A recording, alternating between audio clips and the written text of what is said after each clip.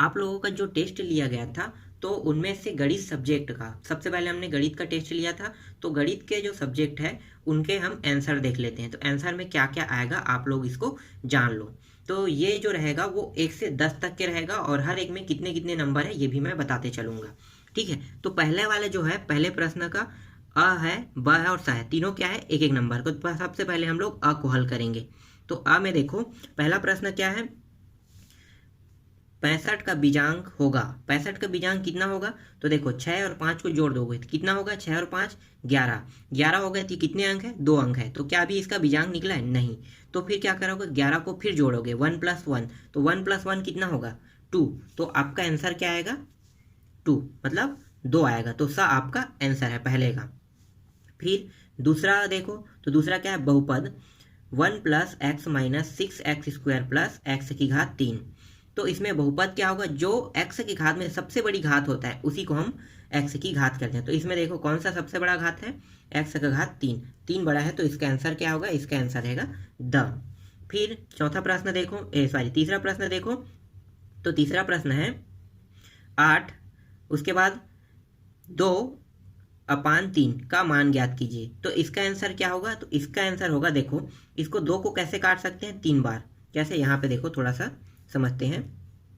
ये 8 है तो 8 को ऐसे लिख सकते हैं 2 का घात 3। तो देखो 2 × 2 × 2 3 बार गुणा करोगे तो 8 ही प्राप्त होगा। तो 2 का घात 3 लिख लेंगे इसको। और फिर यहाँ पे क्या है? 2 का घात 3 है। आगे इसको हल करो तो ये हो जाएगा 2 और ये 3 और ये क्या है? कोष्टक में कोष्टक हटेगा तो यहाँ पे गुणा आ जाएगा और ये 2/3। फिर 3 और 3 कट गया तो कितना बचा? 2 का घात 2। तो 2 का घात 2 करेंगे 2 × 2 बराबर कितना आ गया? 4। तो देखो 4 कहाँ पे प्राप्त हो रहा है? 4 आपको ब में प्राप्त हो रहा है। तो इसका आंसर क्या रहेगा? ब। उसके बाद देखो cot स्क्वायर 30। cot स्क्वायर 30 में देखना है तो cot 30 का मान कितना होता है? cot 30 का मान होता है कर्णी 3। ठीक है, लेकिन इसमें तो वर्ग लगा है। तो वर्ग लगा है तो ये कर्णी 3 है। तो कर्णी 3 मतलब ये आधा होता है हमेशा, 1/2। ये हाफ है। तो अगर वर्ग लगा है तो इसको वर्ग करेंगे तो क्या हो जाएगा? ये पूरा बन जाएगा। तो क्या बन जाएगा? 3। तो हमारा आंसर क्या रहेगा? 3 रहेगा। ठीक है, इसका भी आंसर मिल गया आपको। अब पांचवा देखते हैं। तो ये जो दिखाई दे रहा है 550, 550 नहीं है, ये अंश है। ये अंश ऐसा होना था लेकिन ये नीचे में आ गया। ठीक है, तो ये है 55 अंश का पूरक कोण क्या है? तो 55 अंश का पूरक कोण क्या होता है? तो आप जान लो कि पूरक कोण और संपूरक कोण। पूरक कोण में दो कोणों का योग 90 अंश होता है और अगर संपूरक कोण होता है तो दो कोणों का योग 180 अंश होता है। तो हमें क्या देखना है? पूरक कोण। तो पूरक कोण में क्या है? दो कोणों का योग कितना है? 90 अंश। तो देखो ये 55 है और हम उसमें कितना और इसमें जोड़ें तो ये 90 हो जाए। तो देखो इसको कैसे निकालोगे? 90 में 55 को घटा दो। ठीक है, 90 करना है 55 घटाओगे कितना आ गया? तो ये आ रहा है 5 और ये आ रहा है 3, 35 अंश। तो देखो 35 अंश कहाँ पे है? यहाँ पे। तो इसका आंसर ये 35 अंश होगा। इसके बाद हम लोग ब को देखते हैं। ब में हमें रिक्त स्थानों की पूर्ति कीजिए। ठीक है, तो रिक्त स्थानों की पूर्ति करना है। तो यहाँ पे देखो पहला प्रश्न क्या है? बट्टा का छूट सदैव खाली स्थान मूल्य पर दिया जाता है। तो आपको पता होना चाहिए कि भाई मूल्य किसी चीज का क्या होता है? अंकित मूल्य रहता है। तो यहाँ पे आएगा अंकित। ठीक है, इसका आंसर हो गया अंकित। उसके बाद दूसरा है 3 अंकों की संख्या PQR का व्यापक रूप। तो PQR का व्यापक रूप क्या होगा? तो ये होगा, यहाँ पे मैं साइड पे लिख देता हूँ। तो ये 100 P + 10 Q + R, ये इसका आंसर होगा। व्यापक रूप इसी को कहते हैं। फिर समकोण त्रिभुज की सबसे बड़ी भुजा, समकोण त्रिभुज की सबसे बड़ी भुजा क्या होता है? तो कर्ण होता है। तो यहाँ पे लिखो कर्ण। देखो आधार होता है, लंब होता है और कर्ण होता है, तीन ही चीज होता है। तो इसमें सबसे बड़ी भुजा होता है वो कर्ण होता है। आयत का प्रत्येक कोण का मान कितना होता है? 90 अंश। भाई आयत बनाओगे इस तरह से तो देखो ये भी 90 अंश है, ये भी 90 अंश, ये भी 90 अंश, ये भी 90 अंश। तो 90 अंश ही होगा इसका मान। कॉस थीटा का व्युत्क्रम क्या होगा? कॉस थीटा का व्युत्क्रम सेक होता है तो ये 1/sec होगा या फिर सेक थीटा। ठीक है, या तो सेक होगा या तो सेक थीटा, ये दोनों ऑप्शन है। आप 1/sec थीटा लिख सकते हो या फिर 1/sec थीटा लिख सकते हो या फिर सेक थीटा बस लिख सकते हो। ठीक है, दोनों ऑप्शन सही होगा। तो इस तरह से ब का भी कंप्लीट हो गया। इसके बाद हम लोग स को देखते हैं। स में क्या है? उचित संबंध जोड़िए। तो देखो ये क्या है? 3 + 10² 45 अंश दिया है। ठीक है, 45 अंश दिया है। तो इसका मान कितना होगा? तो ये 45 अंश का मान होता है 1 होता है। तो 1 का वर्ग करोगे कितना आएगा? 1 ही प्राप्त होगा। तो 1 का वर्ग करने पर 1 प्राप्त हो रहा है और यहाँ पे क्या रहा है? 3 प्लस लिखा है। तो 1 प्लस 3 कितना होगा 4, तो इसका आंसर क्या होगा 4। तो ये आ जाएगा इसके साथ। ठीक है, समझ में आ गई है। अब दूसरा देखो, समबाहु त्रिभुज की प्रत्येक भुजा का कोण। तो समबाहु त्रिभुज के सब त्रिभुज में कितने कोण होते हैं? त्रिभुज में त्रिभुज में कितने भुजा होते हैं? 3 भुजाएं। ठीक है, तीनों भुजाओं में देखो तो 180 को 3 भागों में डिवाइड करो, कितना प्राप्त होगा? 60 60 60। तो समबाहु के तीनों भुजा जब बराबर है तो सभी का अंश कितना होगा? 60। तो यहाँ पे देखो 60 अंश यहाँ पे दिया हुआ है। फिर रैखिक युग्म। रैखिक युग्म क्या होता है? रैखिक युग्म एक रेखा होता है और एक रेखा का मान कितना होता है? 180 अंश। तो ये हो गया 180 अंश। फिर चौथा को देखो, यहाँ पे लिखा हुआ है 3 का वर्ग और कोष्ठक के बाहर 0 लिखा है, इसका मान कितना होगा? तो देखो 0 और गुणित 2 करोगे कितना हो जाएगा? इसका मान हो जाएगा 0। इसको थोड़ा ऐसे समझते हैं। ठीक है, 3 का वर्ग कर दो, ये वर्ग हो गया और ये 0, तो ये हो गया 3 2 और ये कोष्ठक हटाएंगे, दूड़ा लग जाएगा और ये 0, तो ये क्या हो गया? 3 का 0 अंश। और अगर 3 का 0, अगर इस तरह से कोई भी संख्या, ठीक है, घात अगर कभी भी 0 रहेगा तो उसका मान हमेशा 1 ही प्राप्त होता है। तो ये आ गया, इसका आंसर क्या रहेगा? 1 रहेगा। उसके बाद बहुपद का मान क्या है? अब बचा क्या है? 6, तो ये आ गया ये। ठीक है, इसको भी आप निकाल सकते हो। कैसे? तो देखो पी एक्स को 0 मान लो और ये क्या है? x माइनस 6, तो ये हो जाएगा, ये 6 जो है इस बार पक्षांतर हो जाएगा, क्या हो जाएगा? ये माइनस में प्लस और ये x मान 6, तो x मान 6 आ गया। तो देखो x मान 6 यहाँ पे 6 प्राप्त हो गया। ठीक, तो ये भी प्रश्न कंप्लीट हुआ। उसके बाद अब हम लोग हल करने वाले प्रश्नों को देख लेते हैं। तो हल करेंगे सभी प्रश्नों को। प्रश्न क्रमांक 2 है, सरल कीजिए कोष्ठक के अंदर दिया -5 के घात 3 भागित 5, फिर कोष्ठक के ऊपर में लगा है -7। तो इसको हमें क्या करना है? सरल करना है। ठीक है, तो अब इसको समझते हैं कैसे हल होगा। तो पहले हम इसको, सबसे पहले हम क्या करेंगे? यहाँ पे उत्तर क्रमांक लिखेंगे। ठीक है, यहाँ पे आपको लिखना है उत्तर क्रमांक। कौन सा प्रश्न है? दूसरा, तो ये रहा दूसरा। ठीक है, इस तरह से आपको लिखना है। उसके बाद यहाँ पे आप देखो प्रश्न क्या है, तो उसको यहाँ पे हल लिखो। फिर प्रश्न को लिखते हैं, तो -5 की घात क्या है? 3 भागित 5 के घात -7 है। तो ये प्रश्न है। ठीक है, इसको आपको हल करना है। तो कैसे हल करोगे? तो यहाँ पे देखो ये हो गया -5 की घात 3। ठीक है, अब यहाँ पे देखो भाग दिया है। ठीक है, भाग दिया है, तो इसमें हमें क्या करना है? नीचे में 1 लगा देंगे, इसको 4 पद में बांटेंगे। तो 1 ये हो गया और इसको भाग के जगह में हम बराबर लिख लेते हैं इसको, और इसको 5 की घात -7 और नीचे में 1 पद और लगा दिए। तो ये कितने पद हो गए? 4 पद हो गया। तो इस तरह से 4 पदों में बढ़ गया। अब क्या करेंगे? इसमें तिर्यक गुणा करेंगे। तो यहाँ पे लिखो तिर्यक गुणा करने पर, या फिर आप इसको और आगे है, पहले बाद में तिर्यक गुणा करते हैं, अभी इसको आगे और हल कर लेते हैं पहले। तो इसको कैसे कर सकते हैं? ऐसे 5 और ये 1 बराबर, यहाँ पे देखो घात में माइनस लगा हुआ है, तो इसको क्या करेंगे? नीचे वाले पद में आ जाएगा। तो ये ऊपर में 1 बचा और नीचे वाले पद में आने के साथ ये हो जाएगा 5 का घात 7। ठीक है, इस तरह से ये बन गया। फिर आगे इसको और हल करो। अब यहाँ पे हम क्या करेंगे? तिर्यक गुणा करेंगे। तो यहाँ पे लिख लेते हैं तिर्यक गुणा करने पर, तिर्यक गुणा कर दो तो कौन किसके साथ गुणा होगा? तो ये वाला पद इसके साथ गुणा होगा और ये वाला पद इसके साथ गुणा होगा। तो ये यहाँ पे आ जाएगा। तो ये हो गया 5 के घात 3 था और ये था गुणित 5 के घात 7 था। अब इन दोनों को गुणा कर दो, तो ये देखो इसमें भी 5 है, इसमें भी 5 है। ठीक है, पहले इसमें -1 को बाहर निकाल लो, वरना कंफ्यूज होगा। तो कितना है? इसमें 3 घात था, तो ये 3 घात के साथ बाहर हो गया। बचा क्या है अब कोष्ठक के अंदर में? 5 का घात 3 गुणित 5 का घात 7, इतना बचा है। फिर इसको आगे हल कर लो, तो ये हो गया -1। ठीक है, इसके साथ 3 गुणा करेंगे 3 बार, तो 1 का वही का मान वही का वही प्राप्त होगा। तो ये यहाँ पे आ गया। ठीक है, आगे अब इसको हल करो, तो ये 5 का घात, ये 3 है और प्लस 7 है। जब गुणा में हो तो घात क्या हो जाते हैं? जुड़ जाते हैं। तो इस तरह से ये घात जुड़ गया। फिर यहाँ पे -1 गुणित 5 का घात 10 हो गया। फिर आगे और हल कर लो इसको, तो ये हो जाएगा -1 को अब अंदर फिर से गुणा कर लो, तो -1 गुणित 5, तो कितना होगा? -5 के घात 10, और ये आपका आंसर है। ठीक, समझ में आया? सरल हो गई। तो ये आपका फाइनल आंसर आया। इसके बाद हम लोग दूसरा प्रश्न को देख लेते हैं। तो अगला प्रश्न देखो, तो तीसरा प्रश्न यहाँ पे क्या है? तीसरा प्रश्न है सरल समीकरण करनी 3 टेन थीटा बराबर 1 को हल कीजिए। तो हमें क्या करना है, इसको टेन थीटा बराबर 1 को हल करेंगे। तो इसको हल कर लो। तो यहाँ पे सबसे पहले आपको क्या करना है, यहाँ पे उत्तर क्रमांक डालना है, उत्तर क्रमांक तीसरा, ठीक है, तीसरा है, यहाँ पे हल लिखो। उसके बाद यहाँ पे उस प्रश्न को लिख लो। तो प्रश्न क्या था, करनी 3 टेन थीटा बराबर 1, ये था। अब आगे इसको हल करते हैं। तो यहाँ पे देखो, यहाँ पे करनी 3 है, ये टेन थीटा है, तो क्या टेन थीटा के साथ इसका हल हो सकता है, नहीं। तो ये जो करनी 3 है इसको हटाएंगे यहाँ से, इस वाले साइड से बायां पक्ष से दायां पक्ष चलेंगे। तो दायां पक्ष कैसे जा सकता है, दायां पक्ष एक ही तरीके से जा सकता है, तिर्यक गुणा करने पर। तो यहाँ पे लिखो तिर्यक गुणा करने पर, तिर्यक गुणा कर दो। तो ये जो मान है उस पर चला जाएगा। तो यहाँ पे बचेगा क्या, टेन थीटा बराबर, ये मान क्या है ऊपर में, और ये भी मान ऊपर में है, ठीक है। तो ऊपर में, ये ऊपर में है, तो इसके नीचे में क्या है, एक एक गुणा, नीचे में एक एक है भाग के रूप में।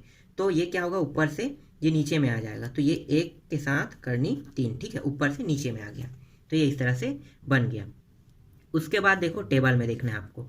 तो टेन थीटा में 1 अपान करनी 3 कितने अंश के टेबल में होता है, तो ये होता है टेन थीटा बराबर 10 30 अंश के मान में। अब देखो यहाँ भी 10 है, यहाँ भी 10 है, दोनों में 10 है, 10 दोनों से कट गया। तो बचा क्या, थीटा बराबर 30 अंश। ये आपका आंसर आया, ठीक, ये भी समझ में आया। इसके बाद प्रश्न क्रमांक 4 देखते हैं। तो प्रश्न क्रमांक 4 है 2 10 30 अंश अपान 1 माइनस 10 स्क्वायर 30 अंश का मान ज्ञात कीजिए। तो हमें क्या करना है, इसका मान ज्ञात करना है। तो यहाँ पे आप सबसे पहले क्या लिखोगे, उत्तर क्रमांक, ठीक है, चौथा, ये आप लिखोगे सेम वैसे ही उसी फॉर्मेट में। फिर यहाँ पे हल लिखोगे। अब यहाँ पे इस प्रश्न को पहले लिखोगे 10 30 अंश 1 माइनस 10 स्क्वायर, ये 30 अंश है ना, ये भी 30 अंश। अब इसके मानों को यहाँ पे रख देंगे। तो 10 30 अंश के मान में कितना होता है, तो 2 गुणित 10 30 अंश के मान में 1 अपान करनी 3 होता है। फिर नीचे में क्या है, 1 है, माइनस 10 स्क्वायर 30 लिखा हुआ है। तो 10 30 का मान होता है 1 अपान करनी 3, और इसका वर्ग है, तो यहाँ भी वर्ग लगा दिए। फिर इसको आगे हल करो। तो इसका 2 को इस बार इसके साथ गुणा कर लो। तो 2 करनी 3 हो गया, और यहाँ पे क्या आ जाएगा, 1 माइनस ये हो जाएगा, वर्ग करेंगे तो ये आएगा 1 अपान 3। अब इसको और थोड़ा सा आगे हल कर लो। तो 2 करनी 3, और ये हो जाएगा 3 का इसके साथ लघुत्तम वाला नियम लगाते हैं, ठीक है। तो 3 का गुणा कर देते हैं, इसके साथ ऊपर नीचे दोनों के साथ होगा, यहाँ पे 1 है, इसका ऊपर नीचे दोनों के साथ होगा। तो मैं यहाँ पे डायरेक्ट कर रहा हूँ। तो ये हो गया 3 माइनस 1 बटा 3 प्राप्त होगा हमें। फिर आगे हल करो। तो ये हो गया 2 करनी 3 अपान, ये इसके साथ घट जाएगा तो 2, और फिर नीचे में 3 बचा। फिर पहले और चौथे का गुणा, और दूसरे और तीसरे का। तो देखो पहला पद चौथा पद यही है, और दूसरा और चौथा पद ये है, गुणा कर दो। तो पहला पद 2 है, और चौथा पद क्या है, 3 है, गुणा हो गया। फिर दूसरा और तीसरा, दूसरा पद क्या है, करनी 3 है, और तीसरा पद क्या है, 2 है, गुणा हो गया इनका। तो ये हो जाएगा ऊपर का 6, एक सेकंड यहाँ पे है 2, यहाँ पे काट लो, यहाँ पे भी 2 को काट दो। तो बचा क्या अब हमारे पास बचा है 3, और नीचे में करनी 3। तो ये करनी 3 आधा है, और ये पूरा है। तो इसको हम कैसे लिख सकते हैं, हम इसको करनी 3 गुणित करनी 3 लिख सकते हैं, बिल्कुल लिख सकते हैं। ये करनी 3, तो करनी 3 यहाँ भी कट गया, और यहाँ पे आया करनी 3, और ये इसका आंसर है। ठीक, समझ में आया ये। तो इस तरह से प्रश्न क्रमांक 4 भी कंप्लीट हो गया। अब हम देखते हैं प्रश्न क्रमांक 5 को। तो प्रश्न क्रमांक 5 क्या है, एक कोण का मान 65 अंश है, तो उसके संपूरक कोण का मान ज्ञात कीजिए। तो हमें क्या करना है, संपूरक कोण का मान ज्ञात करेंगे। तो इसको कैसे हल करेंगे, तो यहाँ पे आप लिखो उत्तर क्रमांक 5, ठीक है। इसके बाद यहाँ से आपको हल लिखना है। अब यहाँ पे जो दिया है उसको पहले लिख लेते हैं। तो दिया है एक कोण का मान, ठीक है, यहाँ पे दिया है, और यहाँ पे मानेंगे भी, ठीक है। माना एक कोण का मान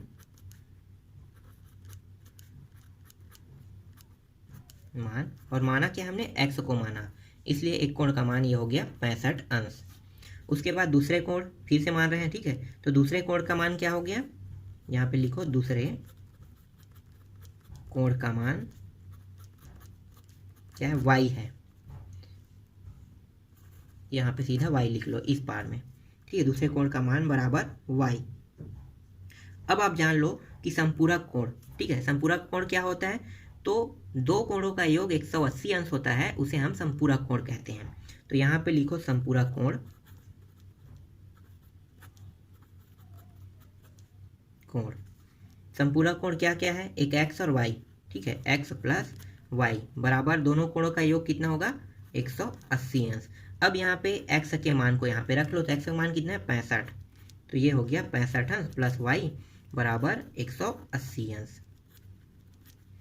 अब इसको क्या करेंगे, ये वाला मान उस पार पक्षांतर कर देंगे, तो यहाँ पे लिखो पक्षांतर करने पर, तो यहाँ पे आ गया, बचा क्या y बस बचा, और ये हो गया 180 माइनस 65 बराबर y बराबर ये आ जाएगा 5 और ये आ गया 115। तो दूसरे कोण का मान क्या है 115। ठीक, समझ में आ गया। तो ये इस तरह से एक रैखिक युग्म है, इसमें ये 65 अंश का कोण बना और इस बार क्या बना 155। ये x था और ये क्या था y था। ठीक, समझ में आ गया। तो इस तरह से y का मान कितना प्राप्त हो गया 115, यही दूसरा कोण है। इसके बाद प्रश्न क्रमांक 6 को देखते हैं। तो प्रश्न क्रमांक 6 क्या है, प्रश्न क्रमांक 6 है, एक चतुर्भुज के 3 कोणों के मान क्रमशः 110 अंश, 80 अंश, 50 अंश है, तो चतुर्भुज के चौथे कोण का मान ज्ञात कीजिए। तो हमें क्या करना है, चतुर्भुज के चौथे कोण का मान ज्ञात करना है। तो फिर यहाँ पे आपको लिखना है, जब भी आप प्रश्न बनाते हो तो उत्तर क्रमांक, ठीक है 6, उसके बाद यहाँ पे आप उसको हल लिखोगे और यहाँ से आप हल करते जाना। हमेशा आप गैप देना, ठीक है। जब भी उत्तर क्रमांक लिखते हो तो 1 से 2 लाइन गैप करके ही लिखना। इससे जांचने वाले को पता चलता है कि यहाँ पे अगले प्रश्न का आंसर लिखा हुआ है। उसके बाद यहाँ पे 6वें में लिख लेते हैं, जो जो दिया है उसको लिख लो। तो दिया है 3 कोणों का मान क्रमशः 110 अंश, 80 अंश और कितना है 50 अंश है। तो यहाँ पे आप लिखो माना a बराबर, हम a बराबर 110 अंश मानते हैं, b बराबर 80 अंश, c बराबर 50 अंश और d बराबर x।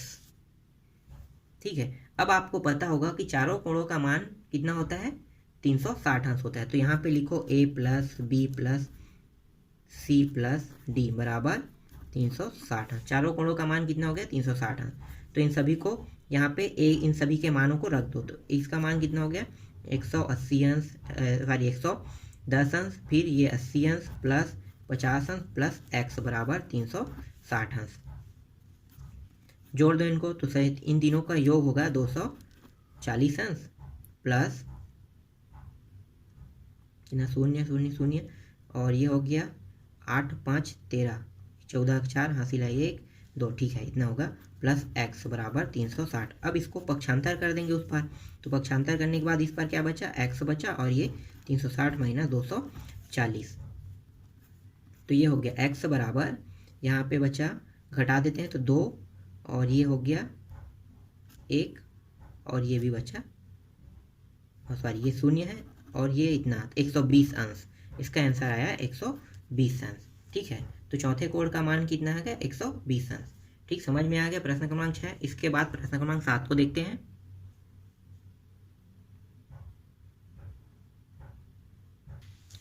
प्रश्न क्रमांक 7 है, संख्या रेखा पर को दर्शाइए, मतलब संख्या रेखा को हमें दर्शाना है, ये कह रहा है। तो ये बहुत आसान है, बहुत से लोग इसमें कंफ्यूज हो जाते हैं। तो यहाँ पे आप लिखो फिर से उत्तर क्रमांक 7। अब यहाँ पे आपको लिखना है हल, और ये इस प्रकार से एक रेखा खींचना है। यहाँ पे 0 लिखना है, यहाँ पे 1, यहाँ पे 2, यहाँ पे 3 और यहाँ पे 4। ठीक है, यहाँ पे 1, यहाँ पे 2, यहाँ पे 3 और यहाँ पे 4। तो ये वाला पूरा मान क्या होगा प्लस में होगा और इस साइड वाला क्या रहेगा माइनस में। तो ये हो गया एक संख्या रेखा। इतना ही बस हमें इस प्रश्न में करना है और कुछ नहीं करना है। ठीक है, संख्या रेखा पर दर्शाइए, क्योंकि वहाँ पे मान नहीं दिया है। अगर मान दिया होता तो हम लोग यहाँ पे मान को दर्शाते। हाँ, एक बात और है कि ये जो प्रश्न है हो सकता है अभी जो आपके जो बोर्ड एग्जाम होंगे, जो मतलब 9th के जो वार्षिक पेपर होंगे, इनमें से कुछ प्रश्न आ सकते हैं। तो ये बहुत महत्वपूर्ण भी प्रश्न कर सकते हो आप सभी। अब देखते हैं प्रश्न क्रमांक 8 को। तो प्रश्न क्रमांक 8 क्या है, यहाँ पे देख लो। तो प्रश्न क्रमांक है, एक शर्ट की कीमत 300 रुपये है और दुकानदार उसे 20% छूट पर बेचता है, तो शर्ट पर बट्टा व विक्रय मूल्य ज्ञात कीजिए। तो हमें क्या ज्ञात करना है, बट्टा और विक्रय मूल्य दोनों ज्ञात करना है। तो इसको कैसे बनाओगे, तो यहाँ पे आपको सबसे पहले आपको क्या लिखना है, उत्तर क्रमांक, ठीक है, 8वां प्रश्न है तो 8वां का मैं लिख रहा हूँ। यहाँ पे आपको हल लिखना है। फिर यहाँ पे शर्ट की कीमत कितना दिया हो, तो यहाँ पे लिखो शर्ट की कीमत 300 रुपये। छूट कितना है, तो यहाँ पे लिखो छूट बराबर 20%। तो 20% का छूट दिया हुआ है और 300। तो हमें क्या निकालना है, बट्टा और विक्रय। तो हमें पहले बट्टा निकाल लेते हैं। तो बट्टा बराबर, बट्टा में क्या करेंगे, जो शर्ट की जो कीमत है, ठीक है, शर्ट की कीमत के साथ गुणा कर देंगे छूट को। तो गुणा कर दो, तो 300 गुणित 20%। तो ये हो जाएगा 300 गुणित 20/100। इस तरह से प्रतिशत हटने पर यहाँ पे क्या हो जाता है, नीचे में 100 लग जाता है। ठीक है, ये 1 शून्य कट गया, ये भी 1 शून्य यहाँ पे कट गया। तो यहाँ पे कितना बचा, 30 गुणित 2। तो ये कितना होगा, 3 दूनी 6, मतलब ये 60। तो इसमें बट्टा कितना उन्होंने छूट दिया, तो इसमें 60 रुपये की छूट दिया। बाकी प्रश्नों को यहाँ पे देख लेते हैं बगल में। अब हमें विक्रय मूल्य निकालना है। विक्रय मूल्य, उसने बेचा कितने में, तो 300 रुपये की कीमत था उसका, ठीक है, और उसने कितना रुपये छूट दिया था, 60 रुपये। तो ये 60 रुपये को घटा दो, तो यहाँ पे कितना आ गया, 240 रुपये में उन्होंने बेचा। ये आपका क्या है, आंसर है प्रश्न क्रमांक 8वां का। फिर प्रश्न क्रमांक 9वां को देख लेते हैं। तो प्रश्न क्रमांक 9वां क्या है, मान ज्ञात कीजिए। क्या क्या दिया हुआ है, cos 30 प्लस sin 60 और sin 30 का मान हमें निकालना है। तो यहाँ पे थोड़ा सा इसको आगे बढ़ा लेते हैं। यहाँ पे आपको क्या लिखना है, उत्तर क्रमांक 9। फिर यहाँ पे आपको हल लिखना है। अब जो प्रश्न दिया हो उस प्रश्न को लिख लेते हैं।